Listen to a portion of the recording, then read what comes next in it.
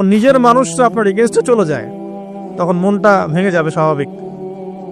কারণ নিজের মানুষটা, সারা দুনিয়া যদি আপনার বিপক্ষেও থাকে, কাছের কিছু মানুষ আপনার পক্ষে থাকে, তখন আপনি বাসাতে অ্যাটলিস্ট সিংহ, তখন বাসা থেকে এনার্জি নিয়ে বাইরে যুদ্ধ করতে পারবেন।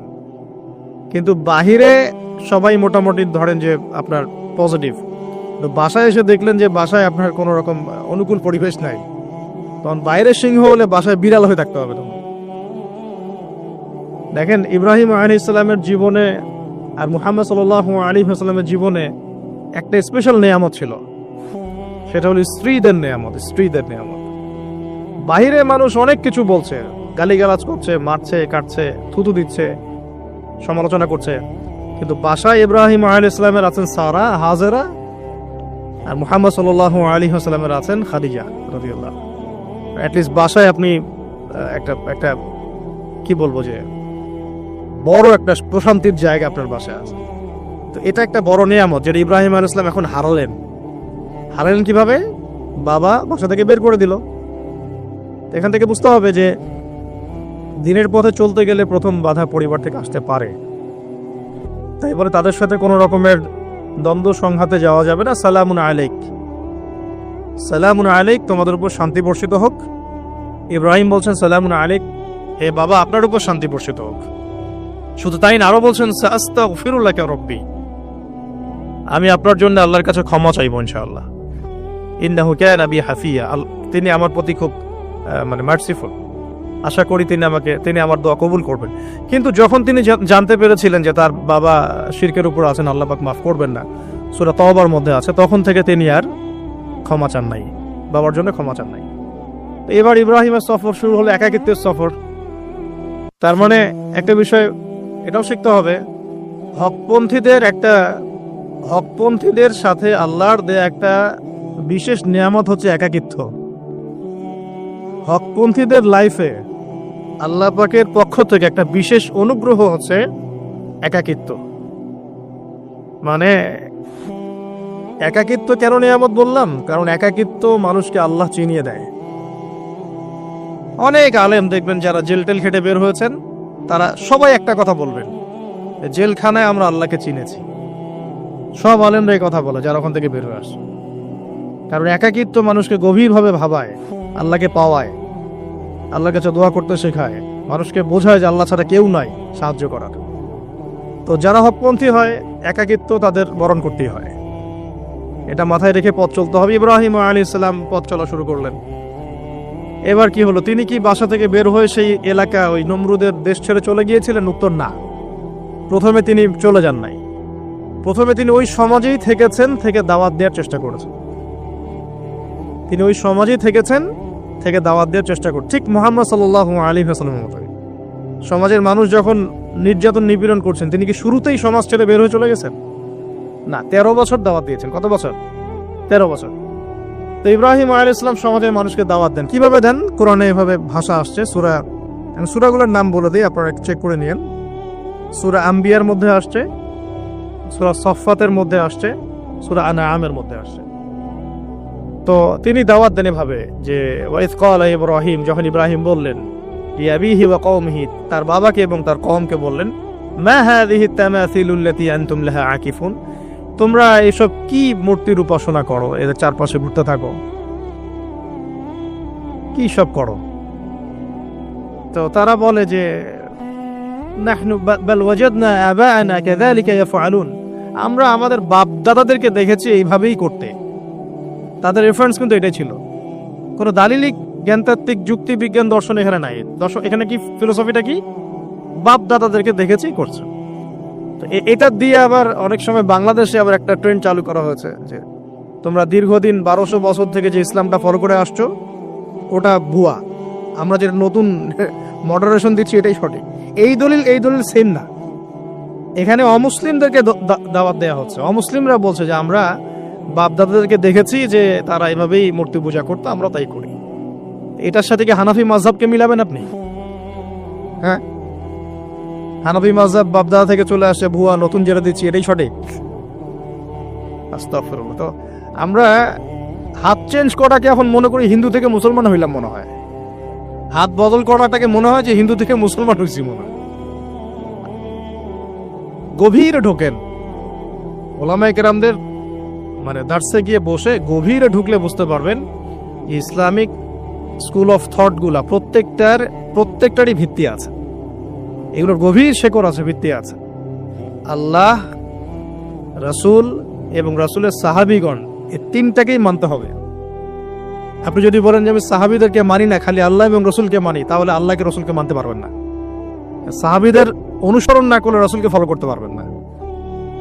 তো ওইটা আজকের ইস্যু না, এটা ফিকহি অনেক ব্যাপার, গভীর ব্যাপার, এটা অন্যদের কথা হবে। এই দলিল আর এই দলিল কিন্তু সেম করা যাবে না। আবার আমরা বাপ দাদা থেকে দেখে আসছি তোমরা নামাজ এইভাবে পড়ো, এই নামাজ ওই দলিল চলবে না, আমারটা ঠিক, এটা ঠিক না। নামাজ যেটা পড়ে আসে তারা এটা ঠিক আছে, এর প্রত্যেকটা দলিলের মধ্যে অথেন্টিসিটি আছে। এরকম করে সমাজে ফিতনা ছড়ানো ঠিক হবে না, বিভ্রান্তি ছড়ানো ঠিক হবে না। এখন আসুন ইব্রাহিম আলাইহিস সালামকে কি আনসার দিচ্ছেন। আমরা আমাদের পিতা মাতাদেরকে দেখেছি, বাপ দাদাকে দেখেছি এরকম তাওয়াফ করতে, মূর্তির চারপাশে পূজা করতে, নজর দিতে। তো ইব্রাহিম আলাইহিস সালাম বলছেন যে হাল ইয়াসমাউনাকুম, এই মূর্তিগুলো কি তোমাদেরকে শুনতে পারে? ইস্তাদউন, যখন তোমরা একে ডাকো। হাল ইয়ানফাউনাকুম, তোমাদের কোনো উপকার আসতে পারে? আও ইয়াদুররুকুম, তোমাদের কোনো ক্ষতি করতে পারে? তার দলিলগুলো কিন্তু অকাট্য। ইব্রাহিম আলাইহিস সালামের দলিলগুলো কিন্তু এখানে, যুক্তিগুলো কিন্তু অকাট্য। আসলে কি সে শুনতে পারে? আসলে কি সে দেখতে পারে? আসলে কি সে তোমার উপকার করতে পারে? তাদের কিন্তু কিছু বলার নাই এখানে। তারা বলছে বাল ওয়াজাদনা আবানা কাযালিকা ইয়াফআলুন, আমাদের পিতা মাতা বাপ দাদাদেরকে দেখেছি এইভাবেই করতে। ইব্রাহিম আলাইহিস সালাম বলছেন যে ইন্নাকুম আনতুম লাফি দালালিম মুবিন, তোমরা তো সুস্পষ্ট বিভ্রান্তির মধ্যে আছো। তাহলে তো এরকম আরো অনেক আয়াত আছে সূরা সাফফাতের মধ্যে, ওয়া ইন্না মিন শিয়াতিহি লা ইব্রাহিম ইয জাআ রাব্বাহু বিকলবিন সালিম ইয ক্বালা লিআবিহি ওয়া কওমিহি মাযা তা'বুদুন, তোমরা কিসের ইবাদত করো? আইফকান আলিহাতান দুনাল্লাহি তুরিদুন, তোমরা কি আল্লাহ সম্পর্কে মিথ্যা আরোপ করতে চাচ্ছ? ফামা যান্নুকুম বিরাব্বিল আলামিন, আল্লাহ রাব্বুল আলামিন সম্পর্কে তোমাদের কি ধারণা? এভাবে তিনি তার কওমকে দাওয়াত দিতে লাগলেন। কিন্তু তাদের কওমের দলিল একটাই ছিল, বাপ দাদাদেরকে দেখেছি এভাবে মূর্তি পূজা করতে, তাই করি। সনাতন, এটা ছিল কি সনাতন থটস। অথচ সর্বপ্রথম এটা শুরু হয় কোন নবীর আমল থেকে? নূহ আলাইহিস সালাম। নূহ আলাইহিস সালামের যুগের মানুষ সর্বপ্রথম এই মূর্তি পূজা শিরক করেছে। এর আগে মূর্তি পূজা ওয়ার্ল্ডে ছিল না, নূহ আলাইহিস সালামের যুগ থেকে শুরু হয়েছে। তাহলে এটাকে আমরা সর্বোচ্চ পর্যায়ে সনাতন বলতে পারি না। তারও আগে যে সময় চলে গেছে, ওই সময় মানুষ তাওহীদপন্থী ছিল। আদম আলাইহিস সালামের যুগে তখন মানুষ এই কাজ করতো না। শুরুটা কেমন করে হলো?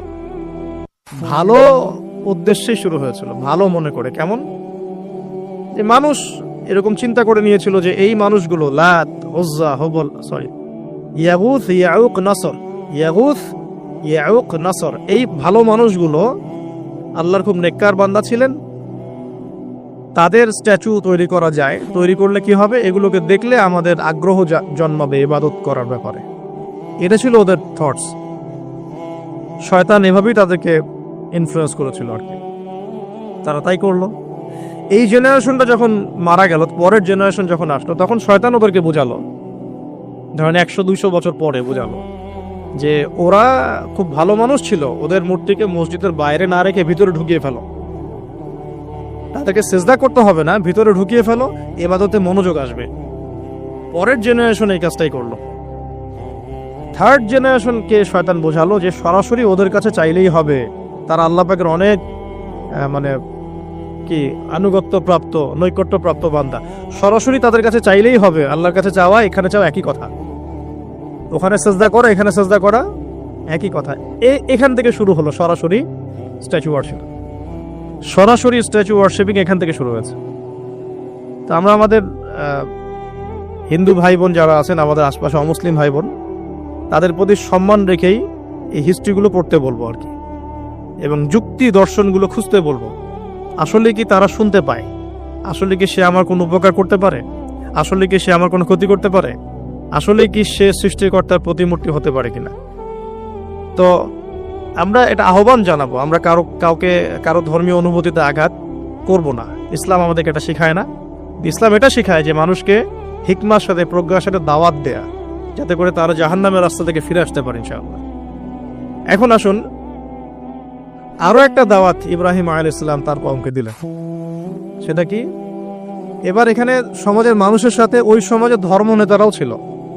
সমাজে কিন্তু কয়েক শ্রেণীর মানুষ থাকে, মানে সামাজিক নেতা, ধর্ম নেতা, রাষ্ট্রনেতা। তো রাষ্ট্রনেতার পর্যায়ে এখন ইব্রাহিম আলাইহিস সালাম যান নাই, এখন সমাজ নেতা আর ধর্ম নেতা চলছে আর কি। এবার ধর্ম নেতা আসলো, এসে ধর্ম নেতারা তাকে বোঝানোর চেষ্টা করলো যে এই আসমানের তারা, চাঁদ, সূর্য, প্রকৃতি, গাছপালা, এগুলো ইলাহ, এগুলোর ইবাদত করা যায়। এই ঘটনা আল্লাহ রাব্বুল আলামিন সূরা আনআমের মধ্যে বলেছেন। তো ইব্রাহিম আলাইহিস সালামকে তারা দেখাচ্ছে, এটা আরবীয় একটা কাব্যিক ভাষায় কোরআনে এসেছে, চমৎকার ভাষায়, যে ফালাম্মা জান্না আলাইহিল লাইল, যখন তার উপর রাত আচ্ছাদিত হলো, রাআ কাওকাবা, তখন ইব্রাহিম আলাইহিস সালাম কি দেখলেন? আকাশে তারা দেখলেন। ঠিক আছে, তারা দেখলেন। মূর্তি পূজারে এখানেই আছে, ধর্মনেতারাও এখানেই আছে। তো তিনি বলছেন হাযা রব্বি, এটা আমার রব। ফালাম্মা ফালা, যখন তারকাগুলো অস্তমিত হলো, ক্বালা লা উহিব্বুল আফিলিন, আমি তো অস্তমিত যাওয়া জিনিসকে পছন্দ করি না। রব তো অস্তমিত যাবে না, এখানেও যুক্তি লাগবে, তো আমার ফিলোসফি লাগবে, আমার এখানে দর্শন লাগবে, এখানে তো আমাকে মানে প্রজ্ঞা দিয়ে বোঝাতে হবে। এটা তো অস্তমিত হয়ে গেল, এটা তো রব হতে পারে না। ফালাম্মা রাআল কামারা বাযিগান, যখন সে চাঁদকে দেখলো জ্বলজ্বল করছে একদম। আর এখনকার চাঁদ দেখা আগের চাঁদ দেখা তো এক না, এখন তো আমরা চাঁদের আলোই খুঁজে পাই না, তখনকার চাঁদ তো অন্যরকম। বাযিগান মানে জ্বলজ্বল করছে। তখন তিনি বললেন হাযা রব্বি, এটা আমার রব। তখন ফালাম্মা ফালা, যখন এটাও অস্তমিত হয়ে গেল, তিনি বলছেন লাইল্লাম ইয়াহদিয়ানি রব্বি লাকুনান্না মিনাল কওমিদ দাল্লিন, আল্লাহ যদি আমাকে হেদায়েত না দেন তাহলে আমি এই দল্লিনদের অন্তর্ভুক্ত হয়ে যাব। ইব্রাহিম আলাইহিস সালাম বলছেন ফালাম্মা রাআ শামসা বাযিগাতান, যখন এবার সূর্যকে দেখলেন দিনের বেলা, এটা তো আরো বড়। হাযা রব্বি হাযা আকবার, এটা আমার রব, এটা সবচেয়ে বড়। হাযা আকবার, এটা সবচেয়ে বড়। ফালাম্মা ফালাত, এটা যখন অস্তমিত হয়ে গেল, তখন তিনি বলছেন এই কথাটা যে ইয়া কওমি ইন্নী বারিউম মিম্মা তুশরিকুন, হে আমার কওম, তোমরা যেগুলোকে দিয়ে আল্লাহর সাথে শরীক করছো, এখান থেকে আমি আমার চেহারাকে ফিরিয়ে নিলাম। সুবহানাল্লাহ। তখন তিনি এই কথাটা বলেন ইন্নী ওয়াজ্জাহতু ওয়াজহিয়া লিল্লাযী ফাতারাস সামাওয়াতি ওয়াল আরদা হানিফাও ওয়া মা আনা মিনাল মুশরিকিন, আমি আমার চেহারাকে ফিরিয়ে নিচ্ছি এই আসমান সমূহ এবং জমিনের সৃষ্টিকর্তার দিকে, এবং আমি মুশরিকদের অন্তর্ভুক্ত নই। ইন্না সলাতি ওয়া নুসুকি ওয়া মাহইয়ায়া ওয়া মামাতি লিল্লাহি রাব্বিল আলামিন, আমার সালাত, আমার কুরবানি, আমার স্যাক্রিফাইস, আমার জীবন, আমার ফুল লাইফ, আমার মৃত্যু, সবকিছু কার জন্য? জগৎ সমূহের প্রতিপালক আল্লাহর জন্য। লা শারীকা লাহু, তার কোনো শরীক নাই। ওয়া বিযালিকা উমিরতু, এই একনিষ্ঠভাবে তার ইবাদত করার জন্যই আমি আদিষ্ট হয়েছি। ওয়া বিযালিকা উমিরতু ওয়া আনা মিনাল মুসলিমিন, এবং আমি মুসলিমদের অন্তর্ভুক্ত। এই শুরু হলো এবার পুরো স্পষ্টভাবে তাওহীদের ঘোষণা দেয়া। তবে ইব্রাহিম আলাইহিস সালামের এক একটা পদক্ষেপ কি যৌক্তিক না, বৈজ্ঞানিক না, এবং অকাট্য প্রমাণ আছে না, এগুলোকে কিন্তু ভেদ করতে পারছে না তারা। এবার ইব্রাহিম আলাইহিস সালাম চিন্তা করলেন দ্বারা এবার উচিত শিক্ষা দিতে হবে। তবে আগে বলেন এই যে উচিত শিক্ষাটার কথা বলছে, এটা আবার আপনারা খবরদার ভুলেও কোথাও দিতে যাবেন না, ঠিক আছে? এটা তো সময় আছে। ইব্রাহিম আলাইহিস সালামের সাথে নবী সাল্লাল্লাহু আলাইহি ওয়াসাল্লামের জীবনের মিলের কথা বলছিলাম। নবী সাল্লাল্লাহু আলাইহি ওয়াসাল্লাম মক্কা বিজয়ের আগে কি কখনো মূর্তির গায়ে হাত দিয়েছেন কিনা বলেন? দিয়েছেন? যখন মক্কা বিজয় হয়ে গেছে, পুরো স্টেটই আপনার, অথরিটি আপনার, তখন আপনি আপনার অ্যাকশন নিতেই পারেন, সেটা আপনার ব্যাপার, তখন আপনি কি করবেন? মুহাম্মদ সাল্লাল্লাহু আলাইহি ওয়াসাল্লাম কাবা ঘরে ঢুকে তখন মূর্তি ভেঙেছেন এবং বলেছেন ওয়াকুল জাআল হক ওয়া যাকাল বাতিল ইন্নাল বাতিলা কানা যাহুকা, তাই না? তো ইব্রাহিম আলাইহিস সালাম এবার শিক্ষা দেওয়ার চিন্তা করছেন। তিনি বলছেন যে যখন এরা মেলাতে যাবে, ওই উৎসবে যাবে, তখন আমি এদেরকে দেখে নিব। এটা কোরআন চমৎকার ভাবে বলেছে যে إذ قال لأبيه وقومه ماذا تعبدون إفكا آلهة دون الله تريدون فما ظنكم برب العالمين فراغ إلى آلهتهم فقال ألا تأكلون। ইব্রাহিম আলাইহিস সালাম এবার যখন ওরা মেলায় চলে গেছে, যাওয়ার আগে আবার ইব্রাহিম আলাইহিস সালাম বলছিলেন যে ইন্নী সাকিম, আমি হচ্ছি অসুস্থ, আমি কি ফানাযারা নাযরাতান ফিন নুজুম, ইব্রাহিম আলাইহিস সালাম রাতের বেলা আকাশের দিকে তাকালেন একবার, তাকিয়ে ওদেরকে বললেন যে ইন্নী সাকিম, আমি অসুস্থ। এটা কৌশল, আমি অসুস্থ, এটা কৌশল। এই কৌশল আবার সব জায়গায় খাটাতে যায় না। তো এবার যখন তারা চলে গেল, ফারাগা ইলা আলিহাতিহিম ফাকালা আলা তাকুলুন, এবার তিনি ওই মূর্তি গৃহ যেটা ওদের, ওখানে ঢুকে বলছেন যে আলা তাকুলুন, তোমাদের কি হলো, খাচ্ছ না কেন? কাদেরকে বলছে এই কথা? মূর্তি, খাচ্ছ না কেন? আলা তাকুলুন। ফারাগা ইলা আলিহাতিহিম ফাকালা আলা তাকুলুন মা লাকুম লা তানতিকুন, কি হলো, কথা বলছো না কেন? মা লাকুম লা তানতিকুন, কি হলো, কথা বলছো না কেন? এবার ফারাগ আলাইহিম দরবাম বিল ইয়ামিন, এবার ইয়ামিন মানে ডান হাত, ডানাতে যা পেয়েছিলেন আর কি, তা দিয়ে সবগুলোকে ভেঙে চুরমার করে ফেলছে। ব্যাস, এবার ওরা যখন আসলো এসে বলছে যে আনতা ফাআলতা হাযা বিআলিহাতিনা ইয়া ইব্রাহিম, হে ইব্রাহিম তুমি কি আমাদের উপাস্যদের সাথে এই কাজ করেছো? ইব্রাহিম বলছেন লা, না, বাল লা আসলে কোরআনে নাই, আমি নিজের মতো করে বললাম আরবি বলতে বলতে, বাল ফাআলাহু কাবীরুহুম হাযা, বরং এই বড়টা এই কাজ করছে, এর মধ্যে সবচেয়ে বড় যেটা আছে এই ব্যাটার কাজ, আমি করি নাই, আমি তো করি নাই। তখন ওরা তো এটা তো হতভম্ব হয়ে গেল, যে সে বলছে যে তুমি তো জানো, তুমি তো খুব ভালো করেই জানো যে তারা কথা বলতে পারে না, নড়াচড়া করতে পারে না, কিছুই করতে পারে না।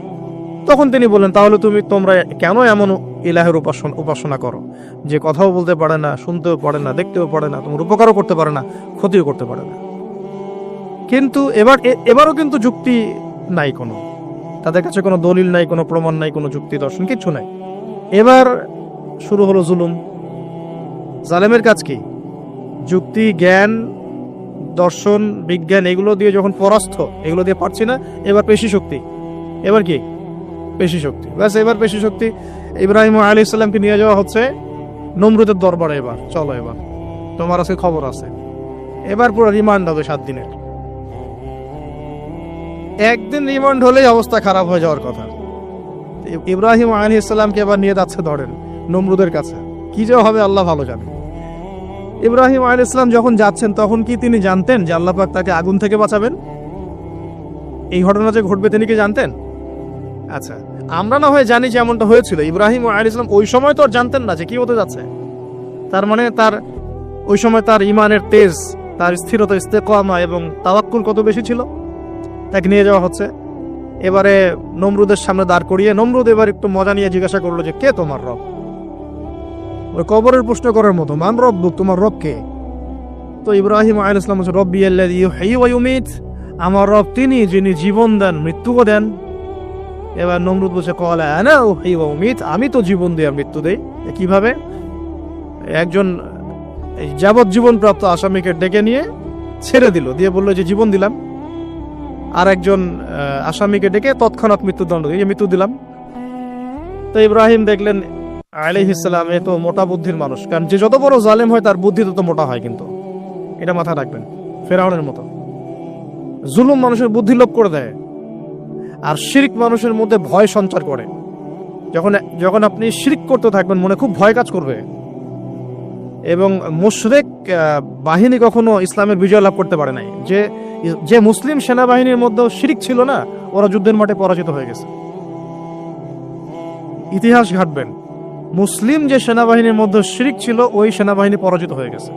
আবার অল্প গুটি কয়েক সেনাবাহিনী তারা তাওহীদপন্থী ছিল, তারা জয়লাভ করেছে। ইতিহাস ঘেটে দেখবেন। তো জুলুম কি করে বুদ্ধি লোপ পায়? নমরুদের বুদ্ধি লোপ পেয়ে গেল।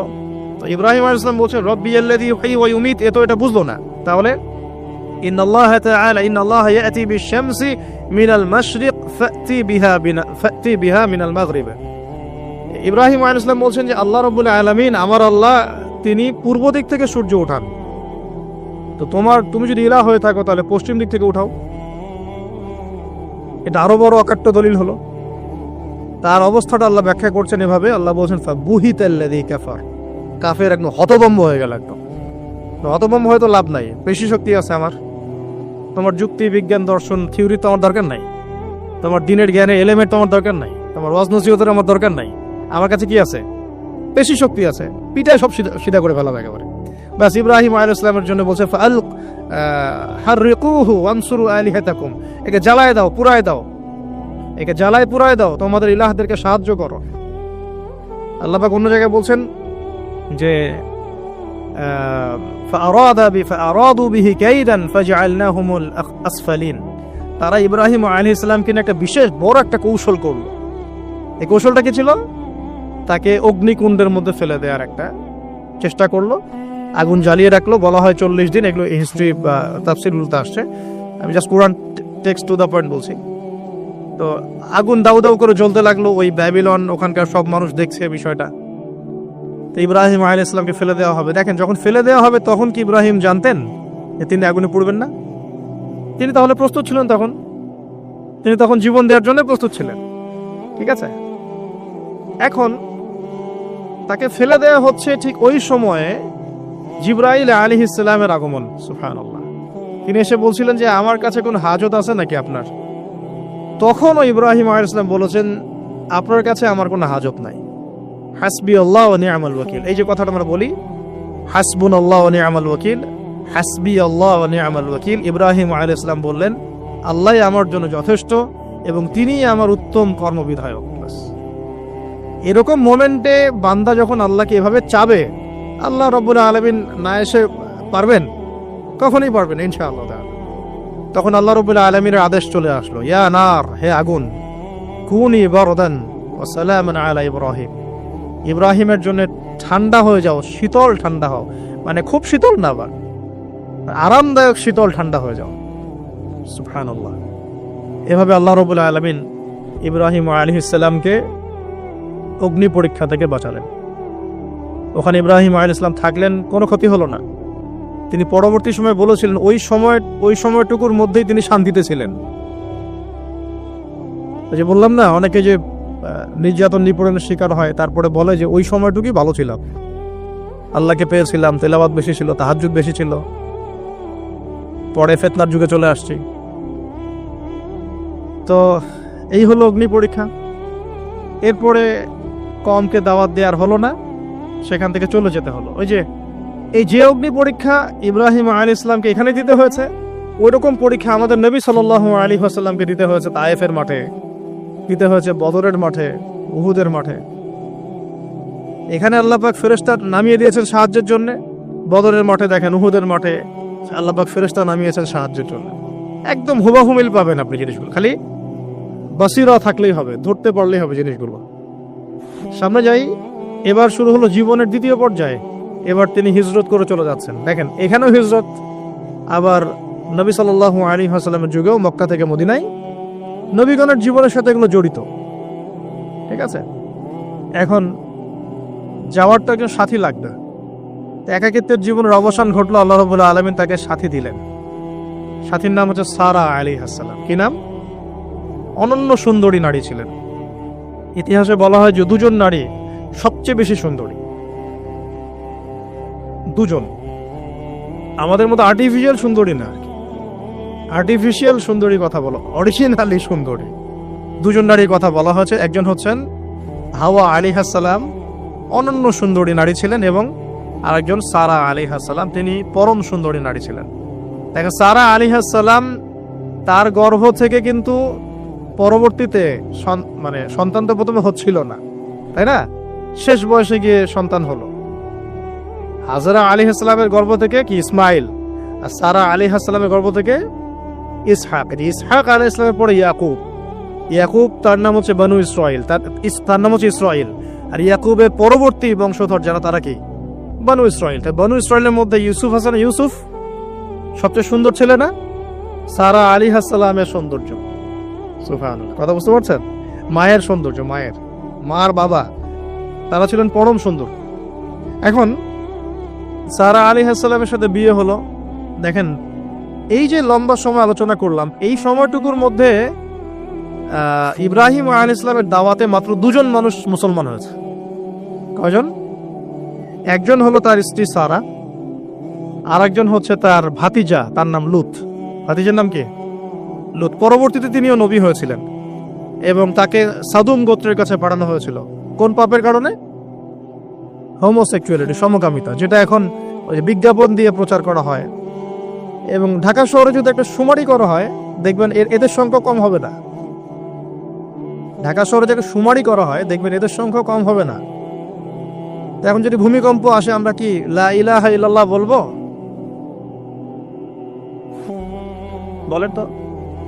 আমরা তো ডেকে নিয়ে আসতেছি ভূমিকম্প, আমরা ডেকে নিয়ে আসতেছি যে আল্লাহ পাক বলছেন এগুলো করো না, গজব আসবে।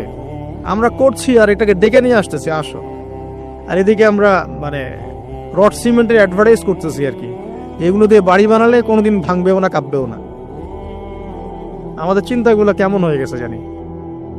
আল্লাহ পাক জেনা, ব্যভিচার, মাদক, পর্নোগ্রাফি, এই সমকামিতার এই সব পাপের কারণে এরকম গজবগুলো নাজিল করেন।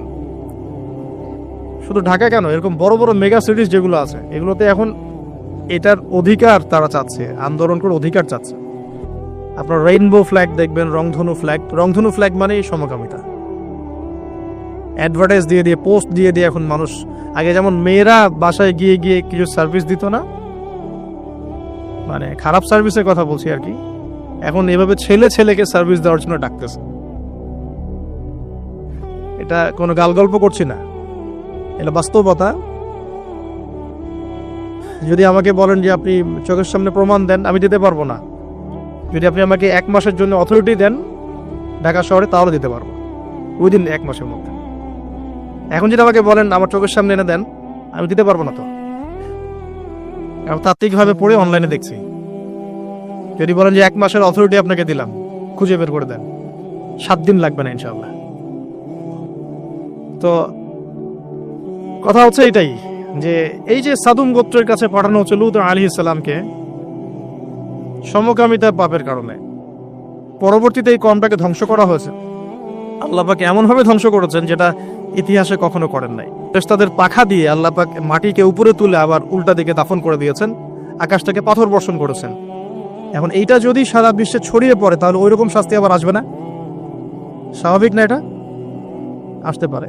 আর এটার মূল কেন্দ্র হচ্ছে পশ্চিমা সভ্যতা। এখান থেকে সারা দুনিয়া ছড়িয়ে পড়তেছে। বাংলাদেশের মতো মুসলিম কান্ট্রিতেও দিন দিন সমকামিতা বাড়ছে। আমাদের বোনদের, আমাদের ভাইদের, গার্ডিয়ানদের অনেক বেশি সচেতন থাকা দরকার। কোন কোন ক্ষেত্রে মাদ্রাসার মধ্যেও দেখা গেছে এগুলা, হিপসখানাতেও দেখা গেছে এগুলা। পর্নোগ্রাফির কারণে এগুলো হচ্ছে। পর্নোগ্রাফির কারণে মানুষের রুচি বিকৃত হচ্ছে, এবং সে নারী, পুরুষ, গরু, ছাগল, হাঁস, মুরগি কোনো কিছুর তোয়াক্কা করছে না। কয়েকদিন পরে এটাও যদি দেখেন অবাক হবেন না যে মানুষ পশু পাখির সাথে জেনা করতেছে। এটাও যদি দেখেন আমি অ্যাটলিস্ট অবাক হব না। ধাপ ছিল একটা, প্রথমে মানুষ কি করতো, অবৈধ প্রেম করতো, এই সম্পর্কে জেনা করতো, পরে পরকীয়া শুরু করলো, তারপরে এখন সমকামিতা শুরু হলো, সমকামিতার পরে এখন চাইল্ড অ্যাবিউজিং শুরু হয়েছে, বাচ্চা কাচ্চাদেরকে রেপ করা হচ্ছে, ছোট ছোট মেয়েদেরকে, ছোট ছোট বাচ্চাদেরকে, ইভেন ছোট ছোট ছেলেদেরকেও। এরপরে যদি গবাদি পশুর সাথে জেনা করতে দেখেন, অবাক হওয়ার কিছু নাই, কিচ্ছু নেই অবাক হওয়ার।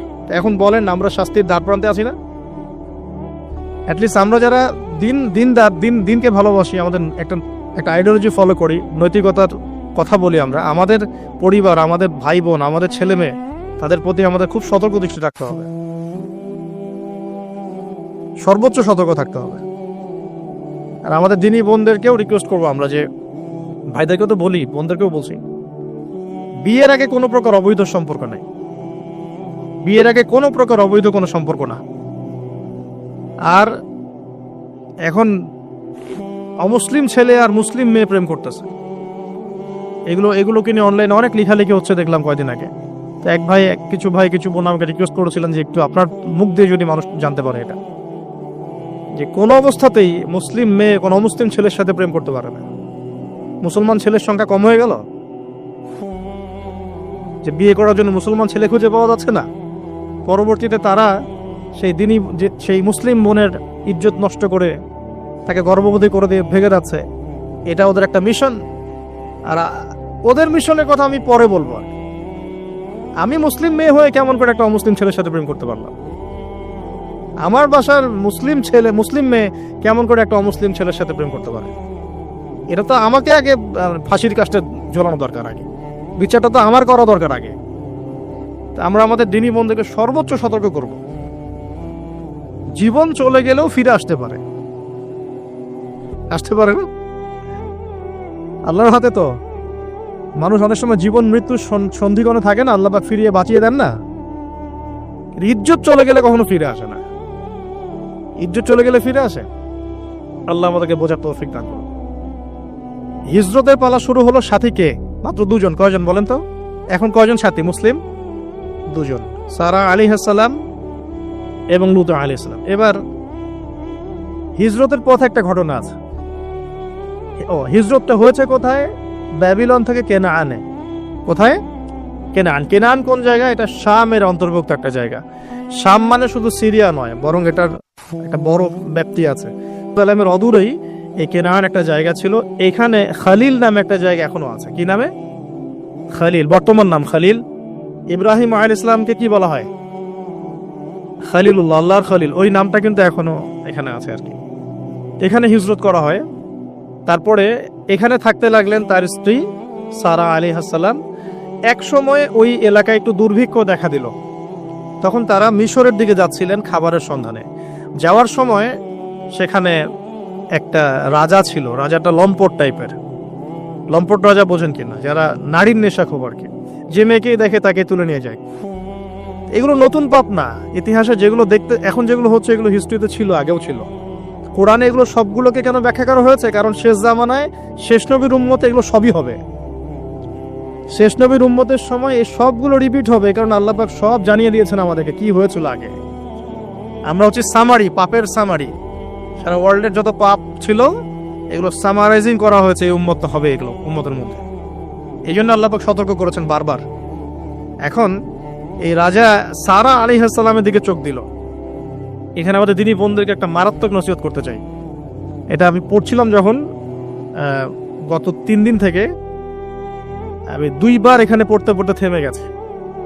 সারা আলাইহিস সালামকে যখন কিডন্যাপ করা হয়েছে তখন দুটো কাজ হয়েছে এখানে। এক, ইব্রাহিম আলাইহিস সালাম সাথে সাথেই তিনি নামাজে দাঁড়িয়ে গেছেন। ইব্রাহিম আলাইহিস সালাম কি করেছেন? নামাজে দাঁড়িয়ে গেছেন। আর সারা আলাইহিস সালামের দিকে যখন হাত বাড়াচ্ছে এই আপনার লম্পট বাদশা, সারা আলাইহিস সালাম সময় চেয়েছেন যে আমি নামাজ পড়ব, আমাকে নামাজ পড়ার ব্যবস্থা করে দেয়া হোক। সারা আলাইহিস সালাম ওযু করে এসেছেন, ওযু করে নামাজে দাঁড়িয়েছেন। দাঁড়িয়ে 2 রাকাত নামাজ পড়ে আল্লাহর কাছে দোয়া করেছেন, আল্লাহুম্মা ইন কুনতা তা'লাম, হে আল্লাহ আপনি যদি জানেন যে ইন্নী ক্বাদ আহসানতু ফারজি ইল্লা যাওজি, আমি আমার লজ্জাস্থানকে হেফাজত করে রেখেছিলাম, সতীত্বকে কখনো নষ্ট করিনি, শুধু আমার স্বামীর হক আমি স্বামীকে দিয়েছি। মানে আমি আমার স্বামী ছাড়া অন্য কারো কাছে আমার সতীত্ব নষ্ট করি নাই। যদি আপনি এটা জেনে থাকেন, আল্লাহ ফানসুরনি, আল্লাহ আপনি আমাকে সাহায্য করেন, ওয়ালা তুসমিত আলাইয়া হাযাল কাফির, আমার উপরে এই কাফেরকে আপনি বিজয়ী করেন না। এই দোয়াটা দিনী বোনরা মুখস্থ করে রাখতে পারেন। কারণ অনেকেই চলতে ফিরতে উঠতে বসতে অনেক রকম হ্যারাসমেন্টের শিকার হন। যদি আপনি সতীত্ব রক্ষা করে চলতে পারেন তখন আল্লাহর কাছে দোয়া করবেন, আল্লাহ আপনি যদি জেনে থাকেন আমি আমার সতীত্ব রক্ষা করেছি, আমি অনেস্ট, আমি আমার সতীত্ব রক্ষা করেছি, কারো সামনে আমি আমার সতীত্ব নষ্ট করি নাই, আল্লাহ আপনি এই জালেমের এগেনস্টে, এই কাফের এগেনস্টে, এই ফাসেকের এগেনস্টে আমাকে সাহায্য করেন। এই দোয়া করার সাথে সাথেই এই বাদশার হাতটা অবশ হয়ে গেছে, হাত আর আগাচ্ছে না, হাত প্যারালাইজ হয়ে গেছে, পড়ে গেল সে। তখন আবার তিনি দোয়া করছেন সারা আলাইহিস সালাম, আল্লাহ এখন যদি সে মারা যায় তার মানুষ মনে করবে আমি মেরে ফেলছি। তখন আল্লাহ পাক তাকে ছেড়ে দিলেন, ভালো হয়ে উঠলো। আবার ওই যে বললাম পশুর স্বভাব তো কখনো ঠিক হয় না, আবার হাত দেওয়া শুরু করলো, চেষ্টা করলো, আবার অবশ হয়ে গেল। এভাবে 3-4 বার চেষ্টা করেছে।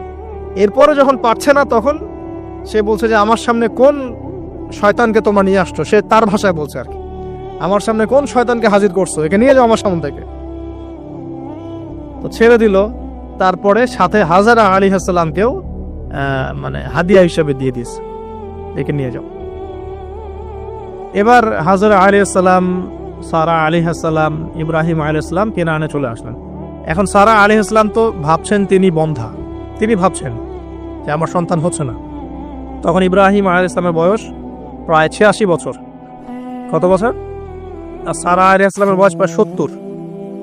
তো 70 বছর হয়ে গেছে একটা মহিলার, মনে করেন বাচ্চা কাচ্চা হয়নি, তাহলে তো তার মনে হবে যে আমার মনে হয় বাচ্চা কাচ্চা হবে না, আমার সন্তানের আমার মানে স্বামীর তো বংশ বাড়ছে না, তো বংশ রক্ষার স্বার্থে আমি তাকে একটা বিয়ে দেওয়ার চেষ্টা করছি। তখন হাজরা আলাইহিস সালামের সাথে তার বিয়ে দেওয়া হয়। এই হলো সেকেন্ড ওয়াইফ। এখনকার পশ্চিমা সভ্যতা অবশ্য আমাদেরকে শেখায় যে একজন নোবেল মানুষ আর কি, a noble man can not marry মানে টুয়াইস থার্ড, এটা শেখায় যে একজন ভালো মানুষ একাধিক বিয়ে করতে পারে না। এটা নোবেল মানে ইয়ারা পশ্চিমারা শেখায়।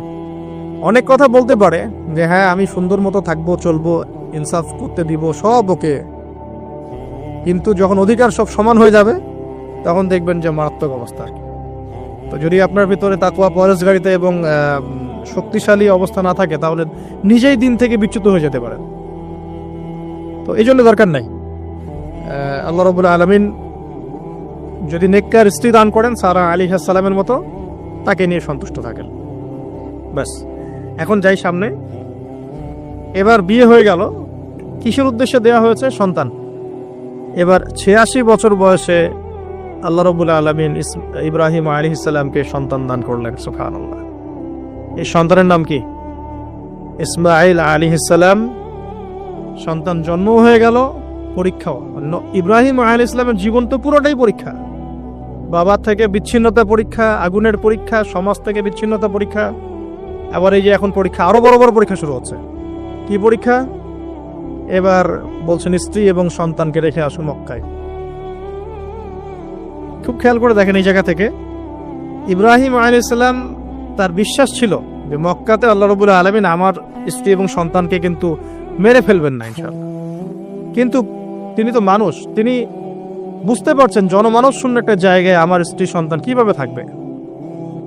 একটু পানি নিলেন, খেজুর নিলেন, রেখে আসছেন।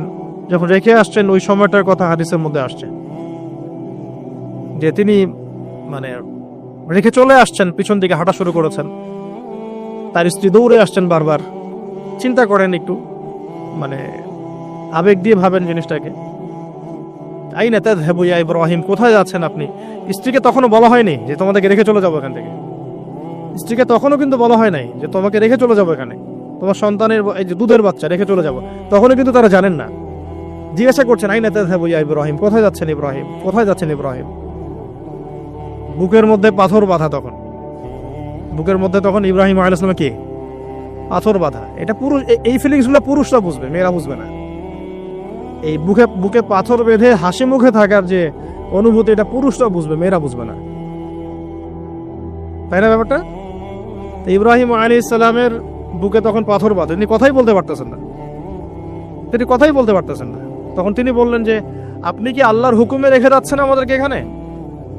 তখন ইব্রাহিম শুধু মাথা নাড়লেন, মুখ দিয়ে হ্যাঁও বলেন নাই, মাথা নাড়ছেন খালি।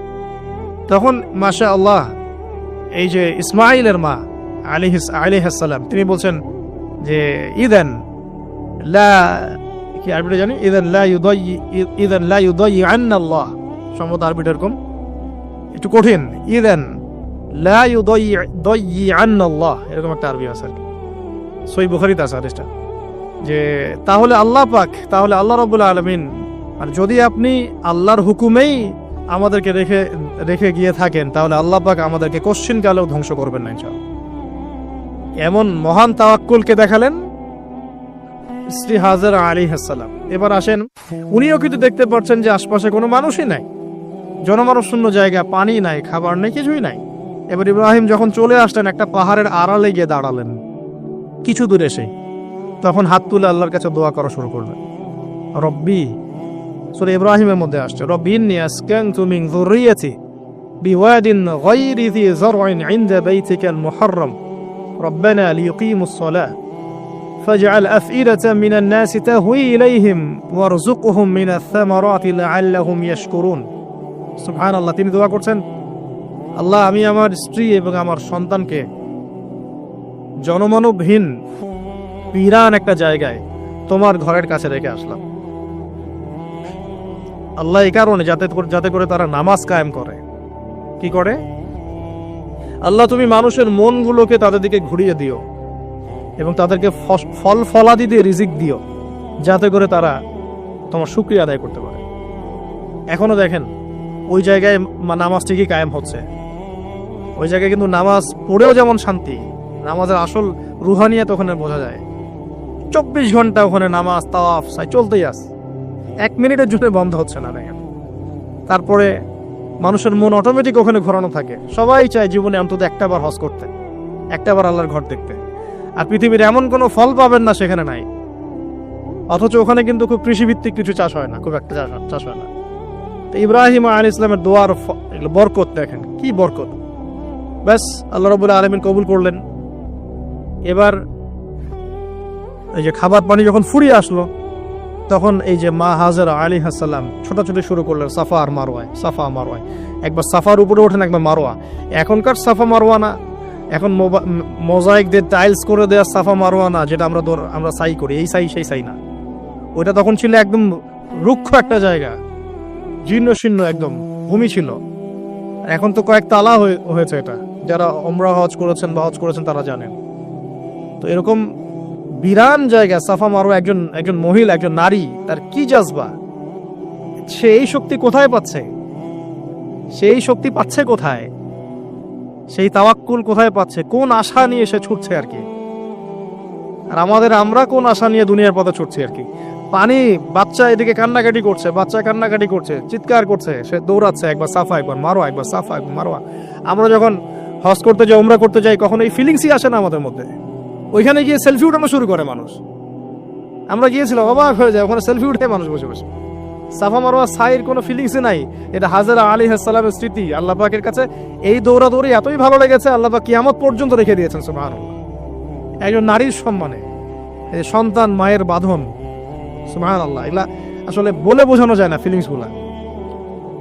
এই 7 বার সাইর মধ্যেই আল্লাহ রাব্বুল আলামিনের এই যে হুকুম চলে আসলো। দেখেন যে ইসমাইলের পায়ের কাছ থেকে পানির ফোয়ারা বের হচ্ছে। এই পানির ফোয়ারা বের করে দিয়ে গেলেন কে? জিবরাইল আলাইহিস সালাম। আর তিনি বলে গেলেন যে তোমরা কষ্ট নিও না, এখানে আল্লাহর ঘর হবে। এই ছেলে আর তার বাবা মিলে ঘর নির্মাণ করবে। এবার তিনি এই যে পানি, জমজম কূপ তৈরি হয়ে গেল, পানি হলো। পানি দেখে পাখি আসলো।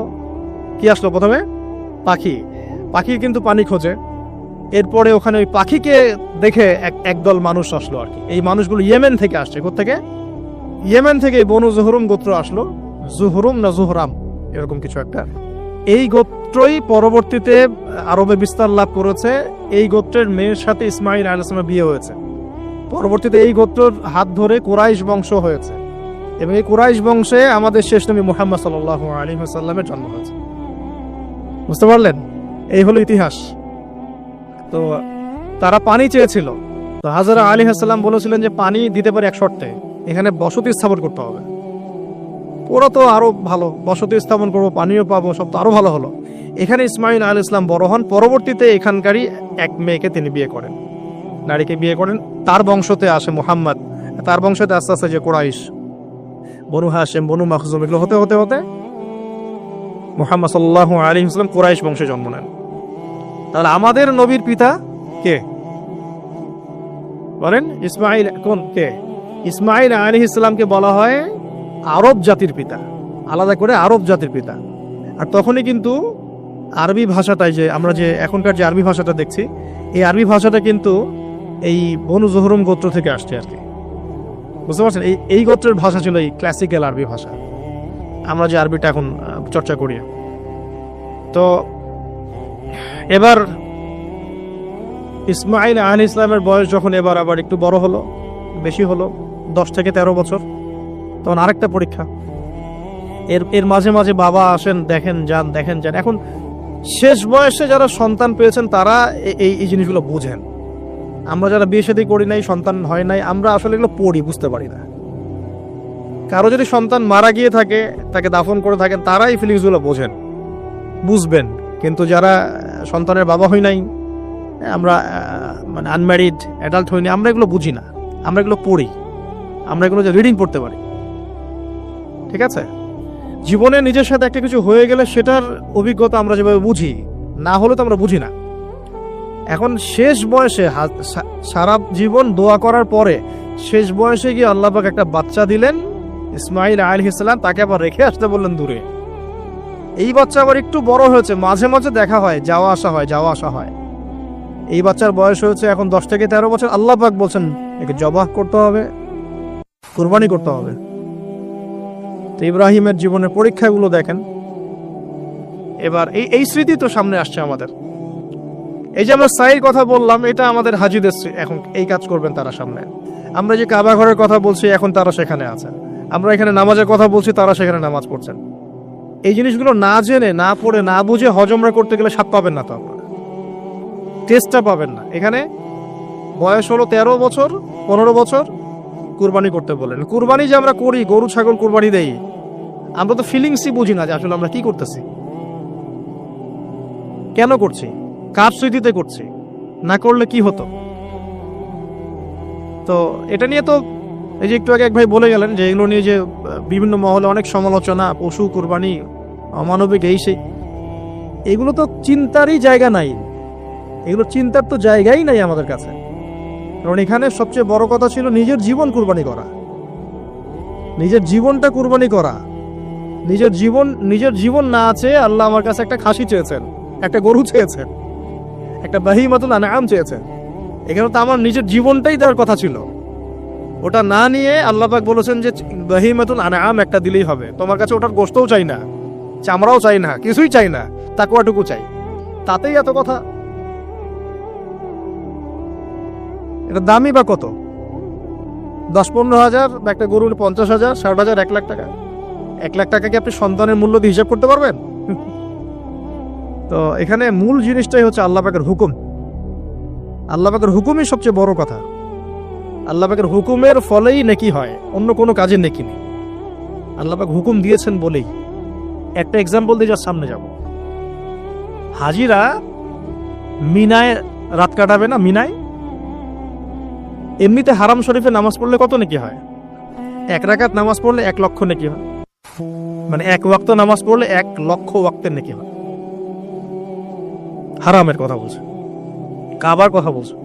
আর মদিনায় তো 1000। তো কাবা ঘরে নামাজ পড়লে এত নেকি হয়। আল্লাহ রাব্বুল আলামিন এখান থেকে হাজিদেরকে বলেছেন যে মিনায় গিয়ে রাত কাটাতে হবে। এখানে হুকুমটা কি? মিনায় গিয়ে রাত কাটাতে হবে। এটা হজের একটা কাজের মধ্যে অন্তর্ভুক্ত। মিনায় গিয়ে রাত কাটাতে হবে। আর কেউ যদি মনে করে যে মিনায় গিয়ে তো নামাজ পড়লে তো 1 লক্ষ রাকাত নেকি নাই, হারাম শরীফে নামাজ পড়লে 1 ওয়াক্ত পড়লে 1 লক্ষ ওয়াক্তের নেকি হয়, তা আমি হারামেই থেকে যাই, মিনায় যাব না। ও কি নেকি পাবে না? আর হজই হবে না। এখানে নেকিটা বড় কথা না, বড় কথাটা কি? আল্লাহর হুকুম। আল্লাহ পাকের হুকুমের পিছনে কি নেকি আছে এটা আমি সংখ্যা দিয়ে কাউন্ট করতে পারবো না। আল্লাহ পাক হুকুম দিয়েছেন মানে সেখানে ইনফিনিটিভ নেকি আছে। ওটা 1 লক্ষ, 2 লক্ষ, 5 লক্ষ দিয়ে হিসাব করা যাবে না। এখানে কেন কুরবানি করছি? আল্লাহর হুকুম। যুক্তি বিজ্ঞান দর্শন খোঁজার দরকার নেই তো আমার। তো এবার আল্লাহ রাব্বুল আলামিন কিভাবে বলছেন কোরআনে? আল্লাহ পাক বলছেন, ইব্রাহিম আলাইহিস সালাম বলেন, ইন্নী যাহিবুন ইলা রাব্বি সায়াহদিন, আমি চললাম আমার রবের পথে, তিনি আমাকে পথ দেখাবেন। এই আয়াতটা খুবই মনে শান্তিদায়ক আয়াত। জীবন অনেক কিছু হয়ে যাবে, কিন্তু এই আয়াতটা যদি তেলাওয়াত করতে পারেন ভিতরে ভিতরে, আল্লাহকে পাবেন। ইন্নী যাহিবুন ইলা রাব্বি সায়াহদিন, আমি ছুটলাম, আমি চললাম আমার রবের দিকে, তিনি আমাকে পথ দেখাবেন। রব্বি হাবলি মিনাস সালিহিন, আল্লাহ আমাকে সুসন্তান দান করুন, সালেহিন সন্তান দান করুন। ফাবাশশারনাহু বিগুলামিন হালিম, আল্লাহ বলছেন আমি তাকে সহনশীল সন্তান দান করলাম, সহনশীল সন্তান দান করলাম। এবার ফালাম্মা বালাগা মাআহু সা'য়া, এবার যখন বাচ্চাটা বাবার সাথে দৌড়াদৌড়ি করা শিখলো, মানে এই যে 10, 12, 14 বছর বয়স, এই সময় বাচ্চাগুলো আরো বেশি আকর্ষণীয় হয়। শেষ বয়সের বাচ্চা, এত দোয়া করার পরে একটাই বাচ্চা, একটাই ছেলে, শেষ বয়সের, কেবল বড় হচ্ছে, বাবার সাথে মানে দৌড়াদৌড়ি করতে শিখছে, সন্তানের প্রতি বাবার ভালোবাসা আরো গাঢ় হচ্ছে। আল্লাহ পাক তখনই পরীক্ষা নিলেন, যাতে দেখতে চান আল্লাহ পাক আমার ভালোবাসা বেশি না তোমার সন্তানের প্রতি ভালোবাসা বেশি। সন্তানকে পেয়ে আবার আমাকে ভুলে যাওনি তো? সুবহানাল্লাহ। ফালাম্মা বালাগা মাআহু সা'য়া, যখন সন্তান ছোটাছুটি করা শুরু করলো, দৌড়াদৌড়ি করতে শিখলো, ক্বালা ইয়া বুনাই, ইব্রাহিম আলাইহিস সালাম বলছেন, হে আমার সন্তান, ইন্নী আরা ফিল মানামি আন্নী আযবাহুকা, আমি আমার স্বপ্নে দেখেছি আমি তোমাকে জবাই করছি। এই কথাটা কিন্তু তিনি গিয়েই তাকে বলেন নাই। তিনি সন্তানকে নিয়ে হাঁটছেন, কাবাঘর থেকে প্রায় 8 কিলোমিটার দূরে চলে গেছেন, যেখানে কুরবানি করি মিনা প্রান্তরে 8 কিলোমিটার দূরে চলে গেছেন। সেখানে গিয়ে তিনি বলছেন যে বাবা আমি স্বপ্ন দেখেছি আমি তোমাকে জবাই করছি। আগে কিন্তু বলেন নাই যে আমি স্বপ্ন দেখেছি তোমাকে জবাই করছি, চলো আমার সাথে। জেনে ইসমাইল আলাইহিস সালাম জেনে শুনে যাননি ওখানে যে আমাকে ওখানে গিয়ে জবাই করবে আব্বা, অ্যাটেম্প্ট নেবে। তিনি আগে জানতেন না, ইসমাইলও আগে জানতেন না। যখন তাকে নিয়ে গেছেন ওই স্পটে নিয়ে গেছেন যে যেখানে জবাই করবেন বা মনস্থ করেছেন, ওইখানে গিয়ে তিনি বলছেন যে ইন্নী আরা ফিল মানামি আন্নী আযবাহুকা, বাবা আমি স্বপ্নে দেখেছি আমি তোমাকে জবাই করছি। ফানজুর মাযা তারা, তোমার রায় কি আমাকে বলো, তুমি কি ভাবছো আমাকে বলো। যেমন বাবা আর যেমন বাবা তেমন সন্তান হচ্ছে এখানে বড় কথা হবে, যেমন মা তেমন সন্তান। আর মা বলেছিল এক সময় আপনি কোথাও যাচ্ছেন আমাদেরকে ছেড়ে, তাই না, মনে আছে?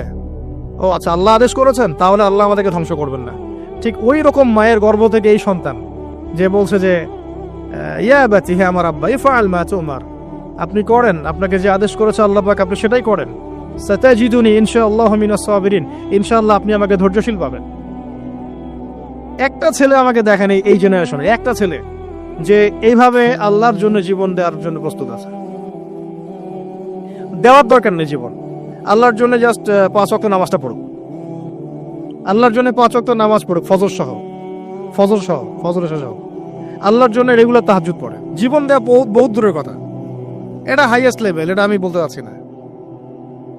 আল্লাহর জন্য কোরআনটা হিফজ করেছে, একটা পড়া হিফজ করেছে, বা অ্যাটলিস্ট আল্লাহর জন্য কোরআন তেলাওয়াত করা শিখেছে, জাস্ট রিসাইট করা শিখেছে। আল্লাহর জন্য মানে কোনো মাদ্রাসায় বা কোনো ওস্তাদের কাছে বা কোনো কোর্সে 6 মাস 1 বছর 2 বছর পড়াশোনা করেছে। আল্লাহর জন্য একটু দাওয়াতেই কাজ করেছে, আল্লাহর জন্য একটা বই লিখেছে, আল্লাহর জন্য দিন প্রতিষ্ঠার কিছু চেষ্টা করেছে, মানে আল্লাহর জন্য কিছু করেছে। এই এখনকার যে হিউজ জেনারেশনটা আছে, লাখ লাখ কোটি কোটি ছেলে মেয়ে, এখান থেকে আপনি আমাকে 5% ছেলে মেয়ে দেন, ইনশাল্লাহ দিন কায়েম করে দিব বাংলাদেশ, ইনশাল্লাহ। 5% দেন, খালি খুঁজে বের করে প্রত্যেকটা ঘরে ঘরে একটা করে এরকম ছেলে আছে নাকি যে বলতে পারে যে ইয়া আবাতি ফাআল মা তুমার সাতাজিদুনি ইনশাআল্লাহু মিনাস সাবিরিন। কি শিক্ষা মা দিয়েছেন ছেলে সন্তানকে, কি শিক্ষা মা দিয়েছেন সন্তানকে, কি শিক্ষা মা দিয়েছেন সন্তানকে। আর এরকম মাই বা কোথায় পাবেন এখন আপনি, এরকম মাই বা কোথায় পাবেন বাসায় বাসায়? সব স্টার জলসা জি বাংলা মা এখন, হ্যাঁ ঘরে ঘরে এগুলো মা সব এখন, স্টার জলসা মা, জি বাংলা মা, হলিউড বলিউড ঢালিউড সব ভর্তি। এদের তো কি, এদের জীবনটাই পাশবিক, এদের জীবনটাই পাশবিক। এমন মাদেরকে স্ত্রীদেরকে আমরা ঘরে নিয়ে আসতেছি, স্বামীর হায়াত কমে রেখে দিচ্ছে একেবারে, সারাদিন দুনিয়া দুনিয়া দুনিয়ার দুনিয়া। হাজারার মতো মা ছাড়া কি ইসমাইলের মতো জেনারেশন আসবে কিনা বলেন দেখি? হাজেরা আলাইহিস সালামের মতো মা ছাড়া ইসমাইলের মতো জেনারেশন সম্ভব? আর ইসমাইলের মতো জেনারেশন না পেলে বাংলার জমিনে বা সারা বিশ্বে দিন প্রতিষ্ঠা হবে কোনোদিনও সম্ভব না। তো ইসমাইল আলাইহিস সালামের এই কথার পরে, এই কথা যখন বাস বাবা তো এখন বুঝে ফেললেন যে আমার ছেলে তো যেই সেই ছেলে না, সে আবার ইনশাআল্লাহ বলেছে, ইনশাআল্লাহু মিনাস ফালাম্মা আসলামা ওয়া তাল্লাহু লিল জাবিন। আল্লাহ পাক এত চমৎকার করে কোরআনের মধ্যে মানে আয়াতগুলোকে নিয়ে এসেছেন, বালাগাত এত উঁচু মানের। ফালাম্মা আসলামা, যখন তারা দুজনে আত্মসমর্পণ করলো, কিসের সামনে আত্মসমর্পণ করলো? আল্লাহর হুকুমের সামনে আত্মসমর্পণ। এটাই ইসলাম। ইসলাম মানে কি? এই যে এইটা ইসলাম, আল্লাহর হুকুমের সামনে মাথা নত করার নাম ইসলাম। আর আমরা তো প্রত্যেকটা কাজের পিছনে লজিক খুঁজি। নামাজ কেন পড়তে হবে, রোজা কেন রাখবো, যাকাত কেন দিব? তো তোমাকে কেন খুঁজতে কে বলেছে? আল্লাহ বলেছেন তাই করব, রাসূল বলেছেন তাই করব। আল্লাহ নিষেধ করেছেন তাই করব না, রাসূল নিষেধ করেছেন তাই করব না। এত যুক্তি দর্শনের কি দরকার? সব তো আমার মাথায় ধরবে না। এই যে ফালাম্মা আসলামা, এই যে ইসলাম শব্দটা এখানে আছে, ফালাম্মা আসলামা, যখন তারা দুজন ইসলাম কবুল করলো না, এখানে যখন তারা দুজন আত্মসমর্পণ করলো, আল্লাহর হুকুমের সামনে মাথা নত করলো, ওয়া তাল্লাহু লিল জাবিন, ডান দিকে উপর করে কাত করে শুইয়ে দিল সন্তানকে, জবাই করার সময় যেমন করে শোয়াই আমরা, ব্যাস এই পর্যন্ত ঘটনা। তারপরে আল্লাহ পাক বলছেন ওয়া নাদাইনাহু ইয়া ইব্রাহিম, তখন আমরা ইব্রাহিমকে আওয়াজ দিলাম, হে ইব্রাহিম, হে ইব্রাহিম, হে ইব্রাহিম, কদ সাদ্দাকতা রুইয়া, তুমি তোমার স্বপ্নকে সত্যায়ন করেছো। তুমি তোমার স্বপ্নকে সত্যায়ন করেছো। দেখেন, এটা স্বপ্ন, এটা কিন্তু জিবরাইল আলাইহিস সালাম এসে সরাসরি ওহীও করেন নাই, যে যেমন এসে সরাসরি বলা যে আপনার সন্তানকে কোরবানি করতে হবে। তিনি স্বপ্ন, এটা আরো বড় পরীক্ষা। কারণ স্বপ্ন, শয়তান ওই সময় 3 বার পাথর নিক্ষেপ করেছে না, শয়তান বোঝানোর চেষ্টা করেছে এটা তো স্বপ্ন, ভুলও হতে পারে, এটা তো স্বপ্ন, মিথ্যা স্বপ্নও দেখতে পারো। তখন তিনি 3 বার শয়তানকে পাথরও মেরেছেন, মনে আছে? ওইটা কিন্তু হাজিরা এখনো করছেন না, ওয়াহি হয়। এবার যখন পাশ ফিরিয়ে দিলেন, আল্লাহ পাক ডাকলেন, ফানাদাইনাহু ইয়া ইব্রাহিম ক্বাদ সাদ্দাকতা রুয়া, আপনি আপনার স্বপ্নকে সত্যায়ন করেছেন। ক্বাদ সাদ্দাকতা রুয়া, এটা ছিল আল্লাহর পক্ষ থেকে একটা বড় পরীক্ষা। ওয়া ফাদাইনাহু বিযিবহিন আযীম, এখানে আসছে এটা, ওয়া ফাদাইনাহু বিযিবহিন আযীম। এরপর আল্লাহ পাক সেখানে একটা মহান কুরবানি দিলেন, এই যে আমাদের কুরবানির সুন্নাত আসলো। ওয়া তারাকনাহু লিল আখিরিন, এবং পরবর্তীদের জন্য এই সুন্নতটাকে আমি রেখে দিলাম। সুবহানাল্লাহ, মানে কিয়ামত পর্যন্ত এখন এই সুন্নাত থাকবে ইনশাআল্লাহ। ক্বাদ সাদ্দাকতা রুয়া ইন্না কাযালিকা নাজজিল মুহসিনিন ইন্না হাযা লাহুয়াল বালাউল মুবিন। وفديناه بذبح عظيم وتركناه للآخرين سلام على إبراهيم। এবার শেষে আসছে যে ইব্রাহিম আলাইহিস সালামের প্রতি শান্তি বর্ষিত হোক, সালামুন আলা ইব্রাহিম। আমরা বলি সালামুন আলা ইব্রাহিম আলাইহিস সালাম। এবার পরীক্ষায় পাস, আল্লাহ রাব্বুল আলামিন সব পরীক্ষা যখন ইব্রাহিম আলাইহিস সালাম পাস করে গেলেন, তখন তাকে জাতির পিতা ঘোষণা করলেন। মনে আছে? ওয়াইদ ইবতালা ইব্রাহিম রাব্বাহু বিকালিমাত, যখন আল্লাহ রাব্বুল আলামিন ইব্রাহিমকে বহু পরীক্ষা করলেন, অনেকগুলো পরীক্ষা করলেন, যখন ফালাম্মা তাম্মাহুন্না, যখন তিনি পরীক্ষায় উত্তীর্ণ হয়ে গেলেন, তখন আল্লাহ পাক বলেন, ইন্নী জাইলুকা লিন-নাসি ইমামা, আমি তোমাকে পুরো মানব জাতির ইমাম বানিয়ে দিলাম। সুবহানাল্লাহ। এখান থেকেই আমরা বলছি যে তিনি হচ্ছেন পুরো মুসলিম উম্মার কি জাতির পিতা। এবার আসেন, পরীক্ষা শেষ, পুরস্কার লাগবে। পুরস্কার কি? পুরস্কার হচ্ছে এখন ছেলে আর বাবা মিলে এখন কাবা ঘর বানাও তোমরা। সুবহানাল্লাহ, কত বড় সম্মান! আল্লাহ পাকের ঘর নির্মাণ করো বাবা ছেলে মিলে, বাস ছেলে বাবা মিলে কাবা ঘর নির্মাণ করছে। দেখেন এই স্মৃতিটাও কত মধুর, ছেলে বাবা মিলে কাবা ঘর নির্মাণ করছে, চিন্তা করে দেখেন। হ্যাঁ, ওয়াতাহির বাইতি লিত-তাইফিনা ওয়াল আকিফিনা ওয়া রুকআইস সুজুদ, আমার এই ঘরটাকে কি করো, পবিত্র রাখো, তাওয়াফকারীর জন্য, ইতিকাফকারীর জন্য, নামাজ পড়বে যারা। এখনো সেটা চলছে, কিন্তু এখনো চলছে। এরপরে বানানো শেষ, তখন দুজনে দোয়া করছেন করে, রব্বানা তাকাব্বাল মিন্না ইন্নাকা আনতাস সামিউল আলিম ওয়া তুব আলাইনা ইন্নাকা আনতাত তাওয়াবুর রহিম। এটা একটা দোয়া করেছেন। রব্বানা ওয়াবআথ ফীহিম রাসূলাম মিনহুম ইয়াতলু আলাইহিম আয়াতিকা ওয়া ইউআল্লিমুহুমুল কিতাবা ওয়াল হিকমা ওয়া ইউযাক্কিহিম ইন্নাকা আনতাল আজিজুল হাকীম। এই দুটো দোয়া তিনি করেছেন ওখানে। তো দোয়া শেষ, কাবা ঘর নির্মাণ করা শেষ। ইব্রাহিম আলাইহিস সালাম 200 বছর বেঁচে ছিলেন, বলা হয় তিনি 200 বছর বেঁচে ছিলেন। এরপরে তিনি যখন ফিরে গেছেন কেনানে, তখন গিয়ে শুনেছেন তার এই স্ত্রী সারা আলাইহিস সালামও গর্ভবতী হয়েছেন, মাশাআল্লাহ। এবং তিনি অবাক হয়েছিলেন যে এই বয়সে গর্ভবতী কি হবে। সূরা হিজরের মধ্যে ঘটনাটা আছে যে 2-3 জন ফেরেশতা এসেছেন বাসায় মানুষের রূপ ধরে। তাফসিরে দেখেছি তাদের নাম, একজন জিবরাইল, একজন মিকাইল, একজন হচ্ছে ইসরাফিল আলাইহিস সালাম। 3 জন এসেছেন মানুষের রূপ ধরে। এবং ইব্রাহিম আলাইহিস সালাম বাছুর ঘুণা করে দিয়েছেন কেটে। ইব্রাহিম আলাইহিস সালামকে কিন্তু এই জন্য বলা হয় মেহমানদের পিতা, মেহমানদেরও পিতা বলা হয়। খুবই মেহমানদারি করতেন তিনি, খুব বেশি মেহমানদারি করতেন। আরবে এই ট্রেডিশনটা এখনো আছে, মেহমানদারি করার ট্রেডিশনটা এখনো আছে। তো তারা হাত বাড়িয়ে খাচ্ছে না, এটা দেখে তিনি ভয় পেলেন। তখন তিনি বললেন যে ভয় পাওয়ার কোনো কারণ নাই। তারা বললেন ভয় পাওয়ার কোনো কারণ নাই, আমরা এসেছি লুতের কওমের কাছে, ওই কওমের উপরে আযাব অবধারিত হয়ে গেছে এবং আমরা সেখানে আল্লাহর গজব ফেলবে। এরপরে কি হলো ওটা তো আপনারা জানেন। এখানে সুসংবাদ দিয়েছিলেন যে আপনার স্ত্রী সারা, তিনি সন্তান জন্ম দিবেন ইনশাআল্লাহ। সারা আলাইহিস সালাম থেকে অবাক হয়েছেন যে এই বয়সে কিভাবে। তখন তারা বলেছিলেন আল্লাহর রহমত থেকে কি আপনি অবাক হচ্ছেন? তার গর্ভে এরপরে জন্ম নিল ইসহাক আলাইহিস সালাম। ইসহাক আলাইহিস সালামের পরে আসছে ইয়াকুব আলাইহিস সালাম। তারপরে ইয়াকুব আলাইহিস সালামের আরেকটা নাম হচ্ছে ইসরাঈল। তার নামে পুরো কওম